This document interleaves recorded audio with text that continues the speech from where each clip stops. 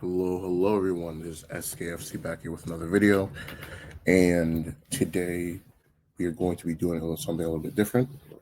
We are going to be grading every Premier League's club season so far, based off of a tier list relative to what their expectations were at the beginning of the season. Um, so yeah, it's pretty straightforward. Just how do they think they were going to do at the beginning of the season? How are they doing now? And what would the grade look like when you compare the two? Now, starting off with Arsenal, um, it's been a very up and down season for Arsenal. They started off the season pretty well. They had some hard fixtures that they were able to get out of the way, and people thought that they were going to go from strength to strength, after doing that. And yet they've kind of seemed to stagnated, especially after the kind of October period. Losses against Bournemouth, losses against Newcastle, constant red cards. Their attack is very hot and cold. So, and even right now, they're only on pace to finish with I want to say like the mid 70s in terms of points, as opposed to last year when they finished with, 89.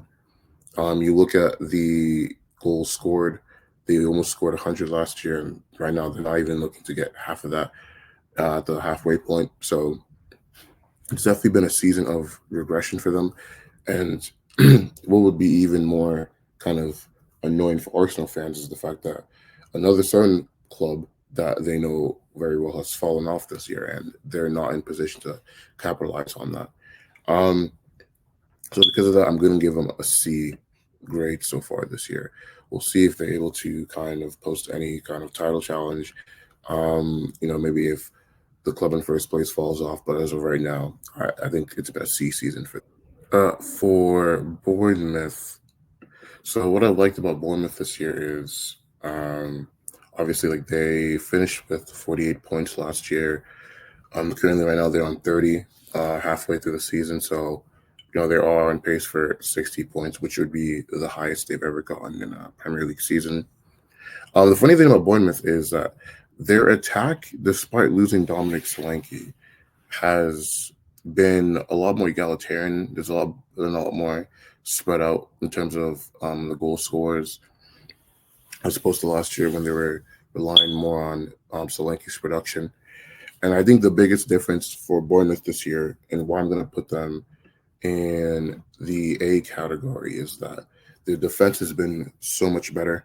I think last year they were like fifth worst in terms of goals conceded, and right now they are uh, fifth best actually in terms of goals conceded. So they are, you know, taking care of their taking care of their goal much better. And it's even funny because last year they were a low possession team. This year they're still a low possession team. So it's really just the discipline defensively that has made the biggest contribution to the fact that they are currently sixth in the table. So it'll be interesting to see if they can keep up the momentum of that. As for Aston Villa, I am going to give them a B. And I know they're only ninth in the table. So, and obviously they finished fourth last year. So a B does sound pretty generous when you look at it that way without the context. But I think one, uh, clubs this year have just been better, as you're going to see as we continue. So, and I don't think they've really regressed that much. I just think that they've stagnated a little bit, along with them actually trying to balance a European campaign that they've been doing pretty well at so far. I think that's more so been why they found themselves in the position that they've been in. But overall, I still think they're a really good team. Like I said, defensively they are about the same as last year. Offensively has been the bigger issue for Villa so far this year, and obviously they had kind of a bad run of form up until about a couple weeks ago, um, and so they've kind of just been struggling with consistency. I think some of their best players this year have been Tielemans, Rogers. Durant's coming, and he's shown to be a really, really clutch striker. I think right now for Aston Villa, what they kind of need to do is just improve their attack potency because last year they were averaging about 2 goals a game, and right now it's dropped to about a little over less than 1.5. So, but I think that's been a bigger issue for them. So I'm still going to give them a B just because I think they've been managing both competitions really well, and I do think also, like I said, other teams have also just improved. So this isn't as big of a drop off per se as more so other teams have just gotten better. So that's where I would put them at B. Now for Brentford, I'm going to put them at a B as well. Offensively, the fact that they've been able to kind of replace Ivan Toney, even though I know he didn't really play as much last season, with the production of Vissa and Embuemo, especially Embuemo, I think those two have been, one of the best 1-2 punches in the Premier League this season. Their goalkeeper, Flecken, I also think has been one of the best performing goalkeepers this season in the league. Offensively, they've been one of the fifth best offenses in the league so far this season. I think for them, their main issue has been on the defensive side. They have kind of regressed a little bit, which is part of the reason why Flecken has looked as good as he has. So I think for them, defensive problems is kind of more of what they need to show up for the second half of the season. But I mean, I do think that overall they've been really good, especially when you can bring in the fact that last year they finished 16th with 39 points, and they're currently 12th with 24 points. So they only need 5 wins from the entire second half of the season to essentially match what they did last year, and they're well on pace to do that. So I definitely think it's been a remarkable improvement. They have been on a bit of a rut as of late. I think they've only won, one of their Premier League games in December. So they definitely kind of need to step up in that sense because they were looking like real European contenders before that. But obviously, overall, I do think it's been a step in the positive direction this season for the Bees. Now, as for Brighton, they're a bit of a weird one. I'm going to put them in C. Up until the end of last month, it was looking like an A or B for them, but they haven't won a Premier League game since November 23rd. And if they don't win against Aston Villa today, we're going to be in January. So they've gone through almost 2 months without a win in the league. And it's just weird because up until then, they were doing really well. And what I was going to say about them is this season, there's been less emphasis on them being a possession-heavy team, really, which is really dissimilar to kind of how the Zerbi had them play last year. In terms of who have been some of their best performers, it's kind of just been a good team effort. But I really liked João Pedro this season. Danny Welbeck has been on a bit of a revival. I've also really liked their midfielder Baleba. I think he's really good, and I do think he's going to be due for a big move at some point. But I don't know, and especially in this winless run, I think in all of the draws that they've had in this run, they've scored first. So they haven't really been shown to be able to keep a hold of leads as of late. And that's kind of why I have them in the position that I have them in. Even against, I think of the Wolves game earlier this season, they were up 2 goals and they ended up drawing 2-2. Or they played Nottingham back in September. They were up 2-1. They ended up drawing that game as well. So they've just kind of shown an inability to keep a hold of leads. So that's kind of why they've been in this position that they've been at.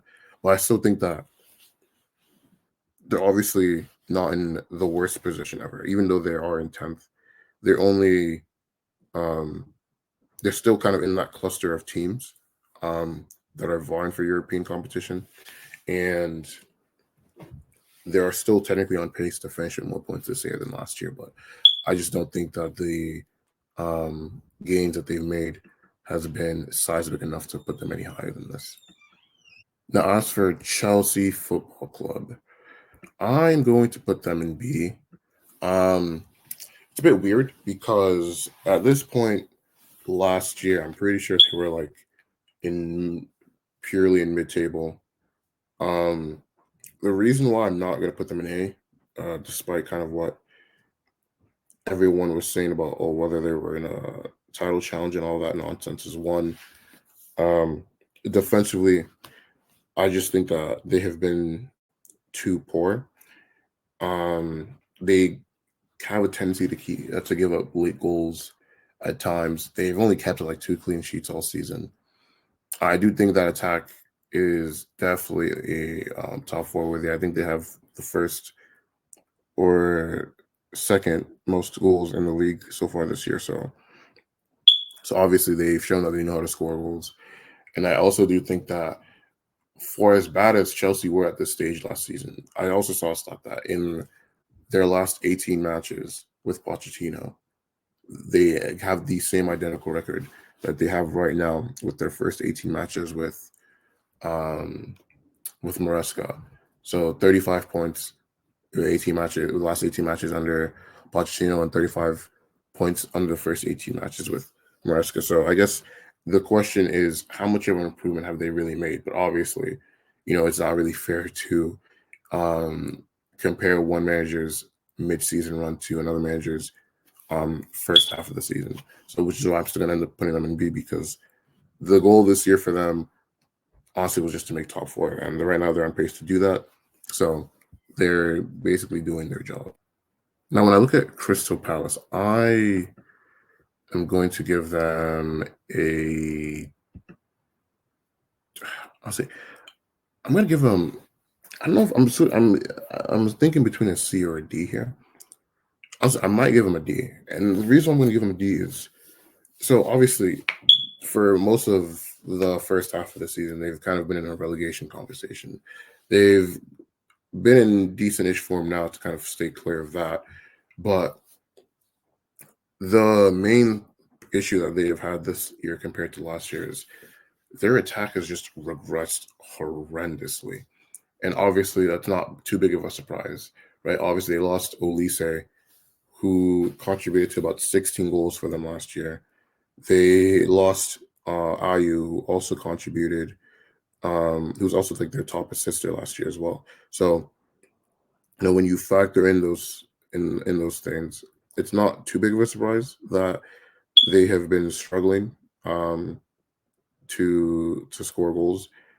But I do think that has been kind of their main thing, and especially when you look at the regression of Mateta, who scored 16 goals last year, only 4 goals this year. You have Eze, who scored 11 goals, had, I don't want to say 4 assists last year, and right now he's only on 2 goals, 2 assists. So I do think that a lot of their problems comes from their attack not performing up to even the level they were at last year. And it's not too big of a surprise when you kind of look at their underlying numbers, because even last year they overperformed their expected goals by like 9 goals, which is a very big discrepancy. So obviously part of that could just kind of be the regression back to the mean for Crystal Palace. I do think this year, attacking wise, Ismail Sarr has kind of stepped up big for them kind of in recent weeks, which is part of the reason why they're not as firmly rooted to relegation now, being 6 points up above the relegation zone as they were, say like a month ago. They have kind of made a bit of a resurgence. They beat Southampton yesterday. They beat Brighton in the middle of December, drew with Man City, beat Ipswich. So they have been a decent-ish little run since the end of November. But I do think overall, kind of for what they were expecting from Glasner this season, that regression has just been too much to ignore. And, while we're on just giving teams D grades. Next is going to be Everton. Holy freaking shite. These guys suck. I'm sorry. This attack is so dreadful, so boring to watch.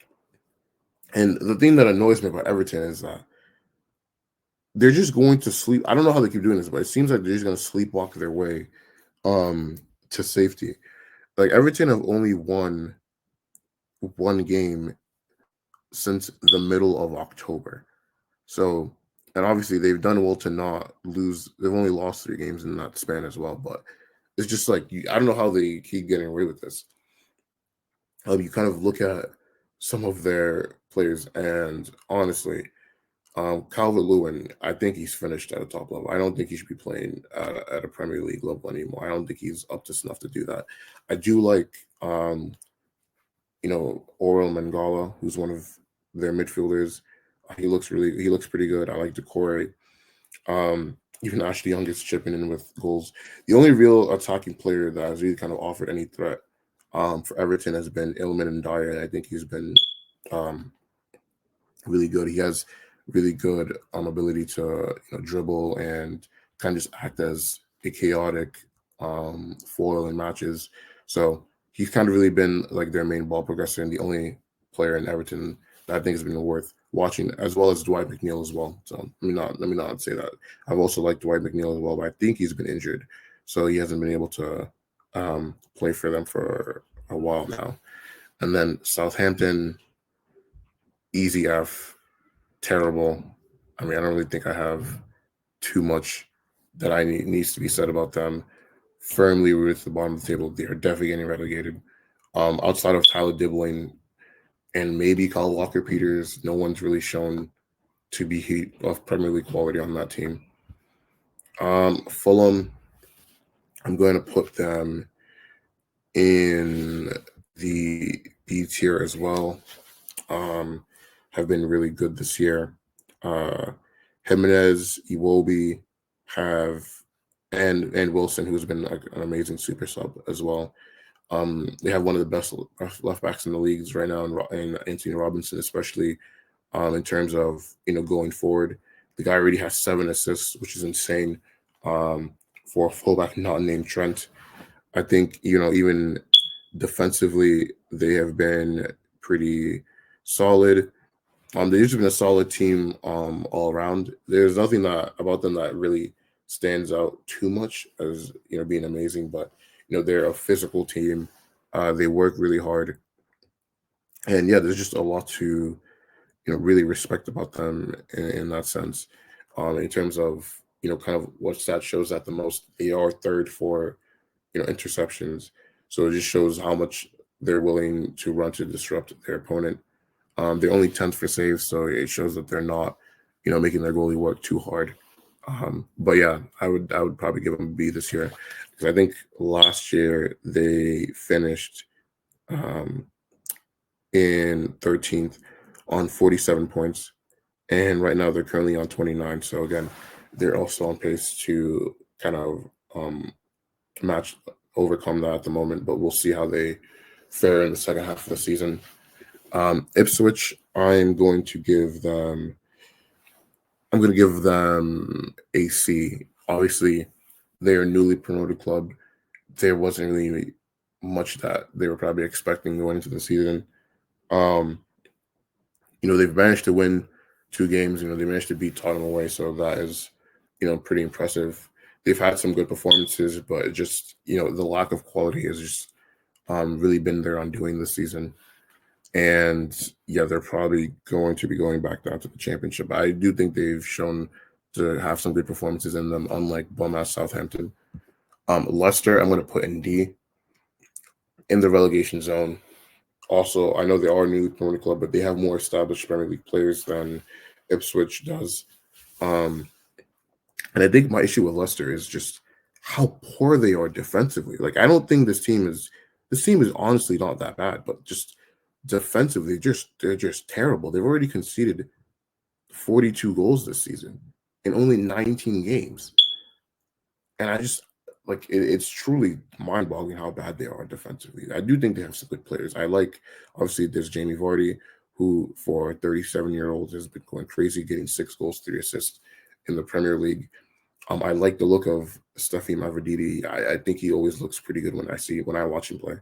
Bruno has been pretty good as well. Like I said, offensively, they've been okay. It's just that defense, man, is just horrendous. Like truly garbage offensively. So I definitely think that's been their main issue. Liverpool, obvious A tier. Salah's carrying. I mean, I don't think I need to explain too much. 8 points ahead of second place with a game in hand. Only lost 1 game all season. Only drawn 3 games. I don't think I really have to say much. I definitely didn't see this coming. I thought they were going to be more of a team trying to fight for top 4 and not essentially be runaway champions. So, again, I don't really have much to say on that. Manchester City, same thing, but for the opposite reasons. Actually, I'm just going to put both these bums in F. I'm not even going to say too much. I mean, I've already made a video on why these guys are trash. And these guys have been trashed for the last 2 seasons. So, again, I don't really think it requires any type of long, detailed explanation from me. Newcastle, I'm going to put in C, only because they've been very up and down. They've obviously just gotten 3 Premier League wins on the bounce. So they're looking pretty good right now, but they've just been kind of inconsistent throughout the season. Like prior to their last good run of good results, they had been winless in 4 Premier League games. They even lost to West Ham, and they conceded like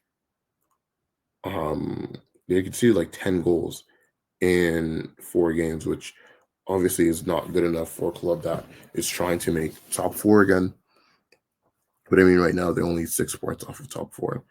They're playing today against Manchester United. Isak has been on the tear for the last month. I don't know where this came from because he had started off really slowly. But in like the last 5 games, got a goal and assist against Liverpool, got a goal against Brentford, got a goal and assist against Leicester, got a hat trick against Ipswich, and then scored against Aston Villa. So yeah, the guy's really been on his P's and Q's.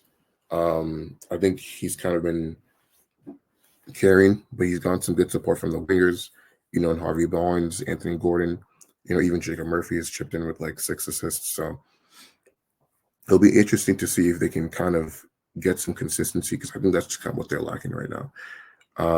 Like they do have, the metrics of a good team. They have the 7th most in the league. They have the 4th best defense. So they have shown that they are a good team, but they just haven't shown that consistency yet. So if they can do more of that, I think they'll be fine.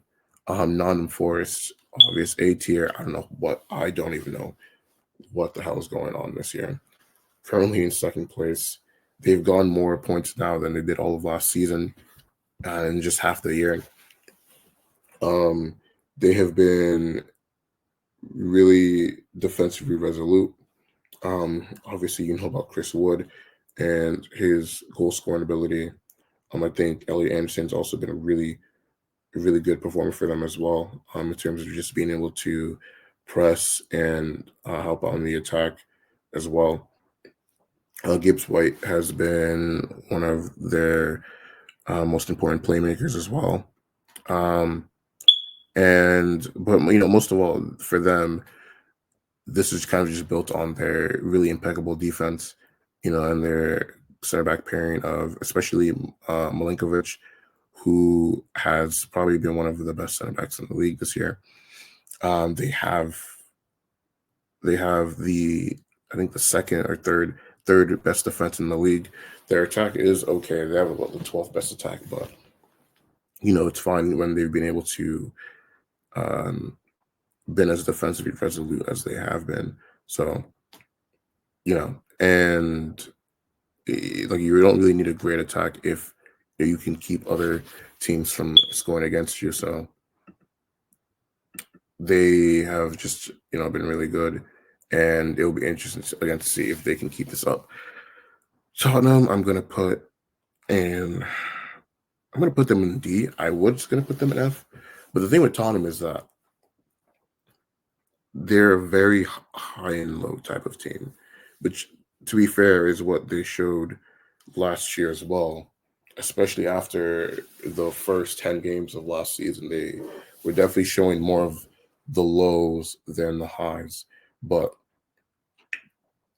I think the thing with Tottenham is that one, they've had a lot of injuries this season, and even with that, they still have one of the best attacks in the league, and even defensively, they're not that poor. Their defense is about mid-table, but I also do think that has kind of just coincided with the run of form that they've had, and also they conceded 6 goals against Liverpool. So, I honestly I do think that their defense has kind of been not as poor as that outlier game would indicate, but yeah, they've just been really inconsistent, and obviously they were looking to finish top 4 this year, and they finished 5th last year.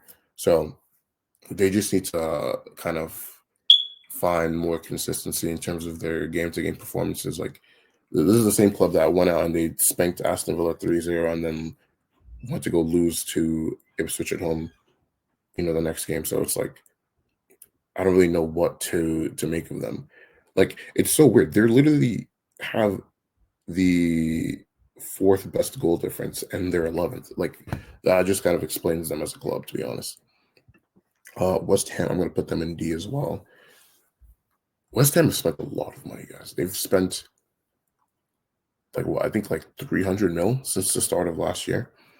They got rid of their David Moyes. They wanted to play this more expansive style, and that led to them, almost being in a relegation battle. Obviously, they're not looking like they're going to get relegated, and they have kind of shown better performances as of late, but overall, this would be disappointing for them this season. They were hoping, because they really should be in kind of that cluster of, your Brentfords, your Fulhams, your Brents. They should at least be in that tier, and they're not. So that has been disappointing for them this year.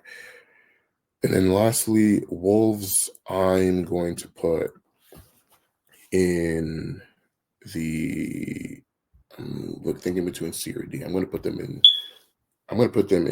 the C category, only because actually, no, I'm going to put them in D, actually. I'm going to put them in D. So, Wolves last season finished 14th, 46 points. And this season right now, they are obviously not on pace to do anywhere near that. Again, obviously, everyone already knows about their hard start to the season, where they pretty much had to play 5 of last season's top 6 in their opening games. So obviously, I'll give them a couple grace for that. But under Gary, they were just absolutely terrible, absolutely garbage, and they lost pretty much. They didn't win a single game up until the beginning of November. So it's I don't really know how much grace I can give them.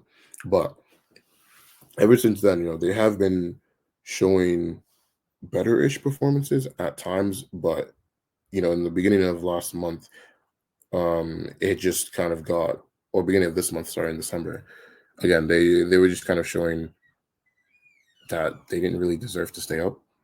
Obviously, they have the new manager bounce right now with this new Portuguese guy. So it'll be interesting to see if they can maintain the form right there and right now, but the jury is still out on them, so I'm not willing to give them that much grace. But yeah, so I'm going to give them a D for now, because 16 points halfway through the season for a club that's been in the Premier League for 5 years is terrible. But yeah, guys, that has been the end of this video. My goodness, this video was long as hell. So if you stuck around, I appreciate it. Please comment, subscribe to the channel, and most importantly of all,